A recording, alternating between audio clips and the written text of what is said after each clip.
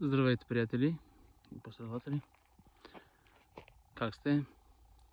Правя това клипче набързо, много да ви напомня на онези, които забравяте, и на тези, които не знаете, последователи. Всяка сутрин на празен стомах задължително една чаша топла вода за дехидратация на организма, хронопровода. Също така може да добавите една супена лъжица артишок, полезна за нашия черен дроб, токсините, бактериите в него и като цяло в организма. Забързва метаболизма,